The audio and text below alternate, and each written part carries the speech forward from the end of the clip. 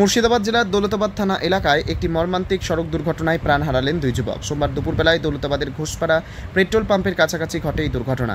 ইসলামপুরের দিক থেকে ঘোষপাড়ার দিকে একটি বুলেট মোটর বাইকে করে যাচ্ছিলেন দুই যুবক। ঠিক সেই সময় উল্টো দিক থেকে আসা একটি বেসরকারি যাত্রীবাহী বাসের সঙ্গে মুখোমুখি সংঘর্ষ হয় তাদের মোটর বাইকের। সংঘর্ষের তীব্রতায় ঘটনাস্থলে মৃত্যু হয় এক যুবকের, যার নাম মুরসেলিম শেখ। তিনি 14 মাইল টিটোর গ্রামের বাসিন্দা ছিলেন। তার পিতার নাম শফিকুল ইসলাম ওরফে পাপুল।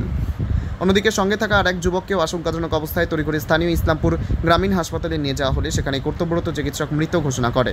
যুবকের নাম সাদিকুল ইসলাম, তিনিও একই গ্রামের বাসিন্দা। তার পিতার নাম নজরুল ইসলাম। এই মর্মান্তিক দুর্ঘটনার খবর ছড়িয়ে পড়তে এলাকা জুড়ে নেমে আসে শোকের ছায়া। পরিবারের সদস্যরা কান্নায় ভেঙে পড়েন।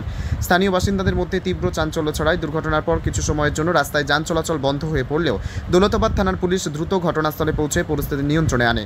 পুলিশ প্রশাসনের তৎপরতায় যান চলাচল স্বাভাবিক হয় এবং দুর্ঘটনায় জড়িত ঘাতক বাসটিকে থানায় নিয়ে যাওয়া হয়। এই ঘটনায় গোটা এলাকায় শোক ও উদ্বেগের পরিবেশ তৈরি হয়েছে। স্থানীয়রা দ্রুতগতির যান চলাচল নিয়ন্ত্রণে প্রশাসনের আরও সক্রিয় ভূমিকার দাবি জানিয়েছেন। আমরা সেরকম দেখে নিকো, আমরা জাহাজে ছিলাম, জাহাজ থেকে আওয়াজটা শুনে সেই গেলাম।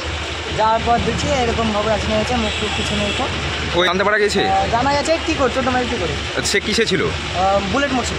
আর অ্যাক্সিডেন্টটা কিসের সাথে হয়েছে? বাসে ছিল। বাসের সাথে? কোথায় হয়েছে ঘটনাটা? ওই তেল পাম্পের এখানে, ঘোষপাড়া তেল পাম্পের এখানে। তোমার নাম? আমার নাম সুজন। এই গ্যারেজেই থাকো? হ্যাঁ। আচ্ছা।